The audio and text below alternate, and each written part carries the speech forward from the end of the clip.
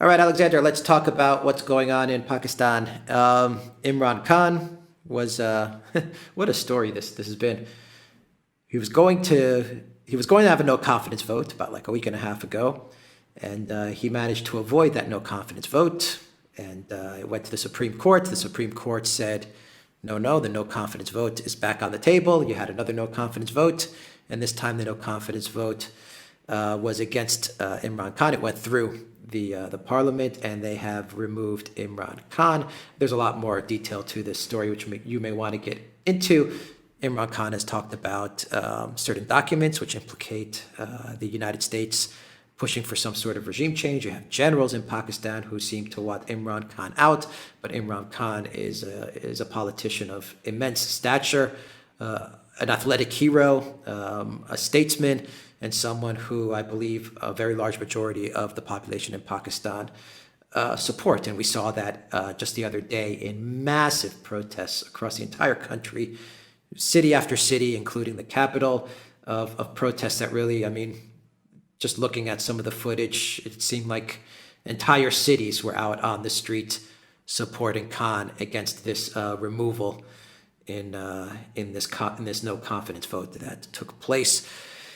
Is this a regime change? Was this a regime change? And how serious is this with regards to Pakistan? Because the same day that Imran Khan was lost that no confidence vote, you actually had American cruise missiles hitting Afghanistan. And I think, to me, that kind of woke me up to the reality, the geopolitical reality of what Pakistan means to this global war that we are seeing between, say, the globalist world order and this China-Russia fair world order, which has been dubbed by Wang Yi and Lavrov as a fair world order. I mean, Pakistan is an important piece in this struggle. Yes. Yes. Well, first of all, let's talk about, was this a regime change or not? Well, of course, the official story that you get from Washington, but also from Islamabad, from the new government, from the military, from everybody in the power structures, the existing power structures in Pakistan, was it was not that Imran Khan had not been running the economy well, that there'd been great concern because of the way he handled the pandemic. There's also been criticism, however, of his trip to Moscow. It's felt that he departed from Pakistan's position of neutrality by appearing to be too sympathetic to the Russians, and this was entirely an internal thing, and that the United States was not involved in any way. Well, you can believe that if you wish, and if you do wish to believe it, well, I have a very nice bridge, I can tell you, because of course it was.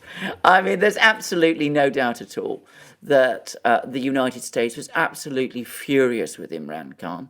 I don't think they've been happy with him for a very long time. I think they've been feeling increasingly that he's not on message where the United States is concerned, and I think they've been angling to get rid of him for ages. I think also Imran Khan, who is someone with a reputation for probity in Pakistan. Now, this goes back very much to his career as a cricketer. He was an extremely honourable cricketer, never any criticism of him. He never broke any rules, did anything wrong. He was somebody who was very, very highly regarded as a cricketer. I mean, I don't play cricket myself or follow it very well, but I can remember people always talking about Imran Khan in Britain, the home of cricket, as an outstandingly honourable man. Anyway, in a system such as Pakistan's, where corruption is very widespread, I think that's an understatement, by the way, corruption is extremely widespread. Being an honest person always is something that the rest of the political class is deeply suspicious of. And they're also deeply suspicious of somebody who's come to lead Pakistan, who is a political outsider. You remember how the political class in the United States responded when Donald Trump, an outsider, came in and took over. There's something of that element in Pakistan as well. So eventually they looked for the opportunity to gang up against him. They got the green light to do it from the United States. More importantly still, they got the green light from the military to do it as well. And they engineered his removal. And they engineered it by getting 7 MPs from his coalition to defect. And then when elections were called, they used the Supreme Court to block elections. And of course, you can believe that the Supreme Court acted strictly according to the letter of the Constitution. Maybe it did. I'm not a constitutional lawyer, certainly not where Pakistan's constitution is concerned. And yet still, if you really believe that, I have another bridge to sell you. So that is why it has been done. Now, having said that, yes, getting rid of Imran Khan means that you're going to get a less, a less independent government in Islamabad. It means you can fire your cruise missiles into Afghanistan, which you weren't able to do before. It means that perhaps Pakistan won't vote in the way it's been doing up to now in the General Assembly, where it's been abstaining, and the United States hasn't been pleased about that at all. But is all this so important that it is worth the risk of creating destabilization within Pakistan? Well, of course, if you're a neocon, it is. But if you're not a neocon, if you take a more measured and I would say realistic, and dare I say more rational view, you accept that countries and governments have a right to have their own opinion. Sometimes they agree with you, sometimes they don't. If they disagree with you, you take it in your stride, because Pakistan is a big, important country, but it's not ultimately the country that is going to create the big waves in international affairs. It's not India, it's not China, it's not Russia, it's not even Brazil. And you just take it in your stride. But if you are that sort of person, then you're not a neocon. Yeah, the neocons have showed that they're willing to destroy countries in order to absolutely. To I mean, this war against Russia. I mean, exactly. Yeah. They take no prisoners. They never do. Not just against Russia, against anybody. And of course, from their point of view, engineering Imran Khan's removal means that if you are, say, the Prime Minister of Nigeria, you might be a bit more nervous because, if they did this to Imran Khan, well, they could do it to you. So that's partly what this is all about, I think. I think it's the message provoked protests. It's provoked protests in Pakistan. It's deepened instability there. It's created a crisis in a part of the world that you would thought is important to the United States. But as I said, the neocons never think forward in that kind of way, and they take no prisoners in the meantime. Mm-hmm.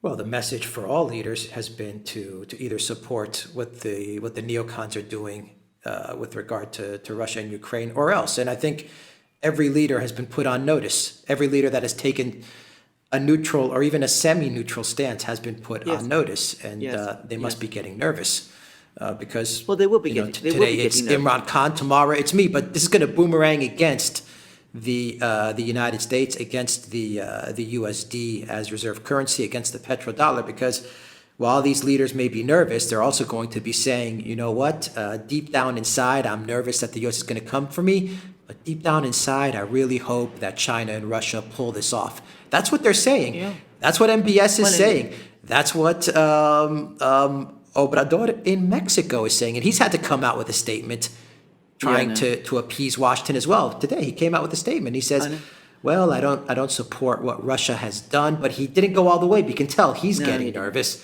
But deep down inside, they're saying, you know what? I don't appreciate Newland coming to my country and bossing me around. I'll do what I need to do to survive, but boy, I hope these guys come out on top. These other guys come out on top.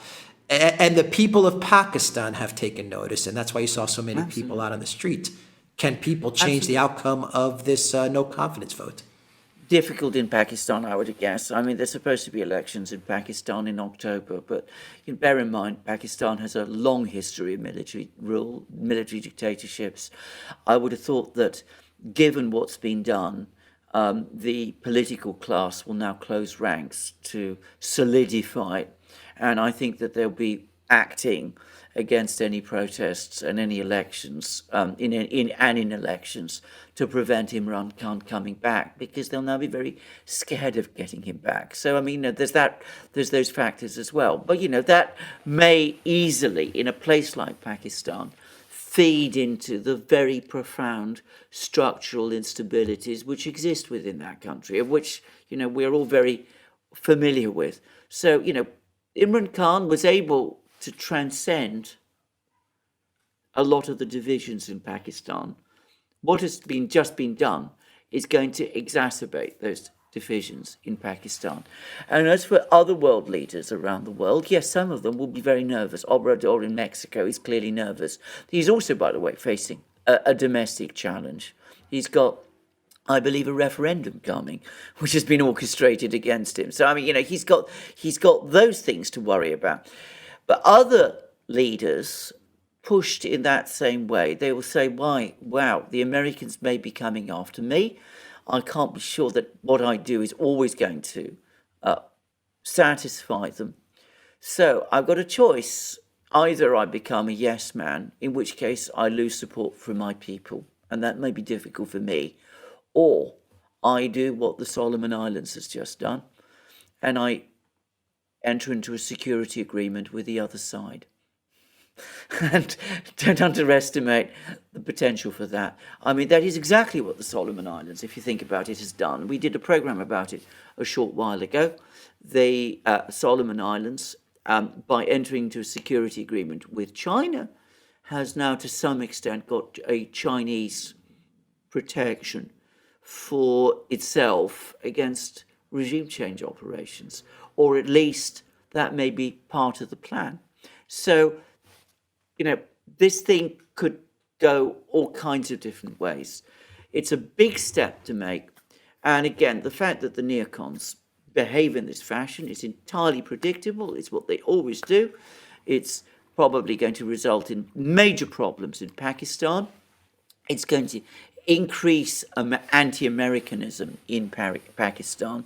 And I know lots of people from Pakistan, by the way. And there's a very, very big Pakistani community here in Britain. And from what I hear from them, anti-Americanism in Pakistan is off the scale. I mean, this is a deeply anti-American country nowadays. From having once been very pro-American, it's gone absolutely in the opposite direction. So it's going to increase anti-Americanism in Pakistan. It's going to increase instability in Pakistan. It's probably going to result in a prolonged political crisis in Pakistan that might eventually lead to the army again taking over in Pakistan. And of course, it's going to have reverberations around the world, with some governments either trying to do what Obrador has done in Mexico, which is, appease the Americans, others going all the way, saying, we're with you, USA, we will do whatever you want because we're afraid. Still others nervous of their people, and others still looking to the Chinese and the Russians, especially the Chinese, to come to their protection.